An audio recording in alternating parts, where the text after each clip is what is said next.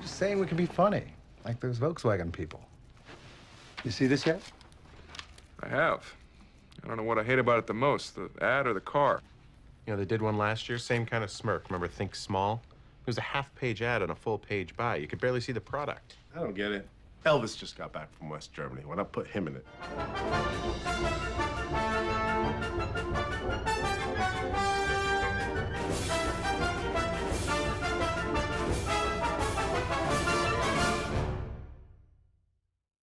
The Beetle, of course, had started life in the 1930s, designed by Ferdinand Porsche. And he had this idea not of building a posh limo, but building a people's car. He felt that Germany in particular, Europe, needed a simple car that would get the ordinary man motorized. Hitler had the same idea. He thought it would be a good thing for the people.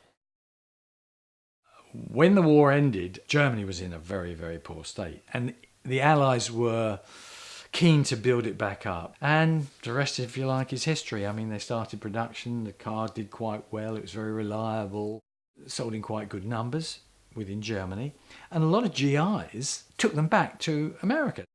American cars had got bigger and bigger and bigger with fins and lights. And if you were driving last year's car with the big fins, you had to get rid of that because you didn't want to be seen driving around in that. You had to get this year's car, which had smaller fins, But of course, there was, as there always is in these things, the another side to that coin, in that there are a growing number of people who thought, this is ridiculous. Why do I want a car that long, that drinks that much petrol? And the Volkswagen then sort of became a smart car to buy.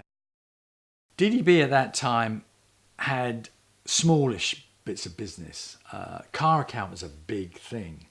Although Volkswagen's budget wasn't like Ford or General Motors, I think there was a feeling that if the agency got this car account and did some good work on it, it could land one of the big boys. I think Birnbach also was a bit of a lover of the underdog. A lot of his clients were quirky. A lot of them were Jewish products, ironically. And of course, this was the complete antithesis. This was a born in the Nazi era German car. To be completely honest, I was wondering what was going on in Birnbach's head because it really had Nazi connotations to it, the car. And I didn't think it was something that we should do. And then he said, not only do we have the account, but you're it, I think he said. And I said, me? Why me? What have I done? Off we went to the fatherland. And it was a gigantic room. It looked like a football field. They kept us together in one spot and they unveiled the first Volkswagen as designed by Porsche with a little help from Hitler. And they showed us maybe the millions that came off the assembly line. A couple of other little things. I snuck off. And Julian looked at me like, uh-oh. And I went foraging for Jeeps and tanks, etc. And I found them way in the back, and I pulled the tarpaulin off, and I was on top of a Jeep with a machine gun, and I started to go, And I said, Julian, duck, I don't want to hit you, and I'm going, and he's saying, it was terrible. And the Germans were all embarrassed, and finally got home. I said, Bill, we got it. He said, what do you got? You got the advertising? I said, no, Bill, we don't have the advertising, but I figured out the marketing problem. So what is it? I said, Bill, we have to sell a Nazi car in a Jewish town. And of course, he just didn't want to hear it. He just didn't want to hear it. Oh, well, I felt that the car was so utterly preposterous that we had to Americanize it as quickly as possible. And maybe get somebody like Dinah Shore to do a singing commercial like, she was doing at the time. See the USA in your Chevrolet. And I thought we needed something really fast, quickly, like that. See the USA in your Chevrolet. America's asking you to call. Drive your Chevrolet through the USA. America's the greatest land of all. I mentioned it to Birnbach, and I didn't get to first base with that. We weren't doing that kind of advertising at Daldane Birnbach at all. And anyway, no matter what the product was, we were doing what we thought was intelligent, don't underestimate the public type of advertising. I put together 3 of them, we needed them, and then remember I went to St. Thomas with my wife, rather depressed about the whole thing. And I came back, and people were talking about them. I mean, at parties, everywhere. They were talking about these Volkswagen ads. I guess I had another look at them. I didn't quite get it myself, because they were so simple that they were simplistic, I thought, but they weren't.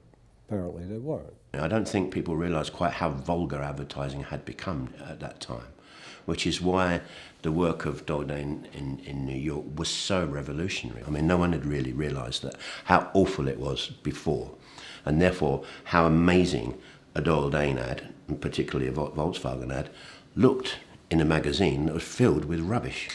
And so you suddenly come across these beautifully pristine, simple, desperately simple ads, and they stuck out like a sore thumb, you know. We just took black and white photographs of the car, and with a minimum of retouching, no models except when we needed somebody to drive it or to push it. Like we said in one ad, if it runs out of gas, it's easy to push. So we had a man pushing it, and that's why he was there. So the directness of the photography, I suppose, was really remarkable. The cars were in limbo. There were no backgrounds at all, nothing but the car. And I did a lot of things to that car. I showed it very dirty. I showed damaged Volkswagens. When we were talking about the availability of spare parts, nobody had ever seen a dent in a car ad. At one time, we didn't show the car at all. We just showed the psych, which was just a blank white page, and said no point in showing the new Volkswagen. It still looks the same.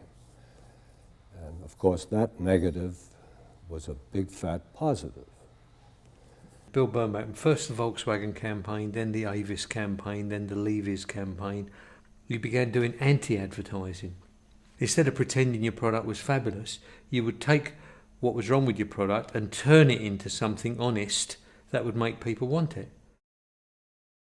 The same thing with Lemon. That was theoretically a bad thing to say about a car. The idea there was that we showed a perfect-looking car, but claimed there was a blemish on the glove compartment, and therefore that car missed the boat. But it was the simplicity of it, of course, that was the first thing that attracted you to it. It was incredibly simple. And of course, simplicity is the hardest thing to achieve. Getting something to be really powerful and simple is incredibly difficult. The other thing was its wit. And the other thing was that it laughed at itself. And nobody did that in advertising. The thing about the way they looked and everything, you have to put down to Helmut Crone. He was a Bauhaus-influenced art director. The page was neat, clean, simply laid out. The typeface was a bit like the car. It didn't have any fussiness about it. It was straightforward. It did its job. He shot the car without any crap around it because that was the purest way of showing the car. The copywriting, too, was very ordinary, straightforward, offhand. It spoke like a New Yorker at the racetrack. And in fact, Julian Koenig, the guy who wrote it, spent most of his time at the racetrack. Crone was always complaining he wasn't in the office. It was Levinson, Bob Levinson's copy that was the most influential to all of us. And it was an attitude to how you speak in an advertisement, which was absolutely revolutionary. He put at the top of the copy, "Dear Charlie," and then wrote the copy as if he was talking to his best friend. And he always put at the bottom, "Yours sincerely and best, Bob." And all he ever did was obliterate "Dear Charlie," take off the bottom bit. That's how they got the tone of voice. Part of it was that people enjoyed reading the ads. You look forward to the ads. And the quality of the advertising itself can create aura and personality for a product. So when people said, "Gee, I like that. You see that Volkswagen ad?" that reflects favorably on the car. This is the beginning of the 60s. We were a country that thought big. Everything was bigger. Number one, the largest, etc. We did one called Think Small, and this caught on almost instantly. And you'd never seen that before. Not if you had that much page, you're paying for it, use it. Do the car that big, is what everybody else does. And he didn't. We try to be captivating, or I tried to inject a little humor, which was not out of line, and but to make the advertising as entertaining as possible and create a personality for the car. What year car do the Joneses drive? Joneses drive a car, I don't know what year it is, because they're driving a Volkswagen. Whether it was the current year or 4 years old, nobody knew the difference. When you look at the posters they did, I mean, of course, you know, we talk about the classic print ads, and they were beautiful, and the art direction and everything like that was fantastic. But in some ways, you know, I'm looking at the posters that they did, and they're even a more refined sort of version of the campaign, and actually in many ways are even better. You know, wonderful examples of taking, you know, a big idea and reducing it down to a simple, powerful thought to enhance that idea. There was extra headroom in the Beetle, and they could have done an ad.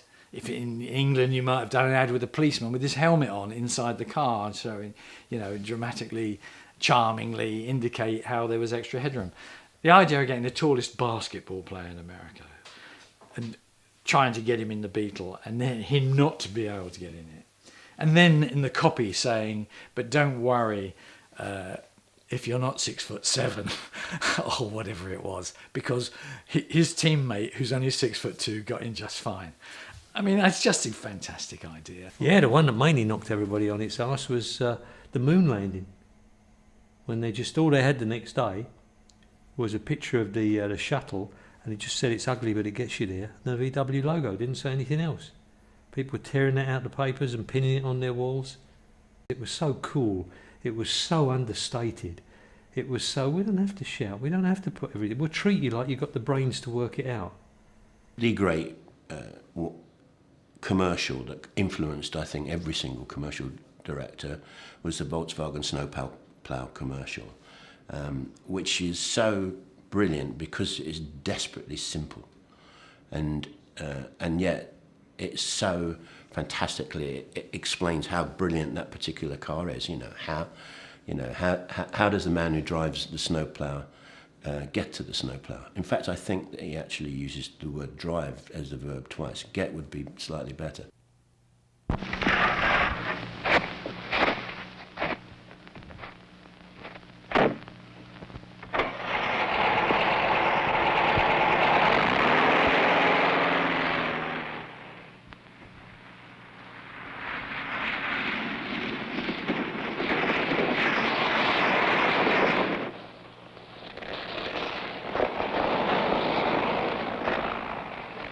Have you ever wondered how the man who drives a snowplow drives to the snowplow?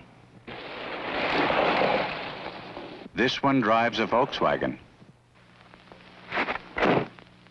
So you can stop wondering. And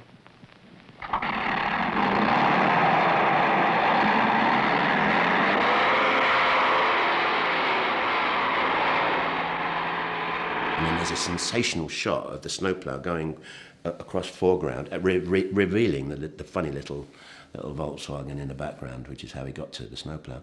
I don't know that there's a more powerful commercial. Certainly there was never a more powerful commercial that was done before. I don't know there's ever been a more simple, powerful commercial that's been done since. And boy, did we try to copy it. You have to kind of love the funeral as a TV spot. I mean, you know, the idea that you're going in, you're selling this idea to advertise your car. You go to the client and you say the script basically will be a funeral, all right? And you go, what? A funeral? You must be. Yeah. And the voiceover is the man who's dead. What? So you're trying to sell a car by a man who's dead, and this is his funeral, and he's reading out his last will and testament, and you say, I guarantee it will be wonderful and it will be funny. I think it is genius. I, Maxwell E. Snavely, being of sound mind and body, do hereby bequeath the following. To my wife Rose, who spent money like there was no tomorrow, I leave $100 and a calendar. To my sons, Rodney and Victor, who spent every dime I ever gave them on fancy cars and fast women, I leave $50 in dimes. To my business partner, Jules, whose only motto was spend, spend, spend. I leave nothing, nothing, nothing. And to my other friends and relatives who also never learned the value of $1, I leave $1. Finally, to my nephew Harold, who oft-times said, a penny saved is a penny earned, and who also oft-times said, gee, Uncle Max, it sure pays to own a Volkswagen. I leave my entire fortune of $100 billion. One of my favourite commercials is the Jones and Krempler commercial with, you see two identical houses. I can still recite every word of that commercial. Mr. Jones and Mr. Krempler were neighbours. They each had $3,000. With his money, Mr. Jones bought himself a $3,000 car.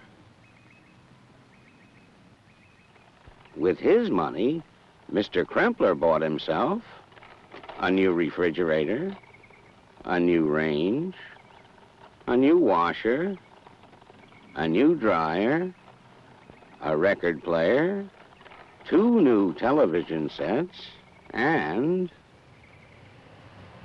a brand new Volkswagen.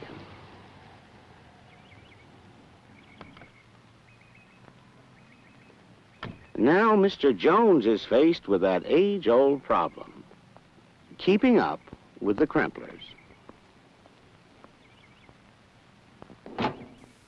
We are here 50, 60 years after this stuff ran, but it looks as fresh and clean and is as amusing and as powerful as it was in 1959. They are so modern. They are as modern as anything that you would look at if you opened a magazine or a newspaper today.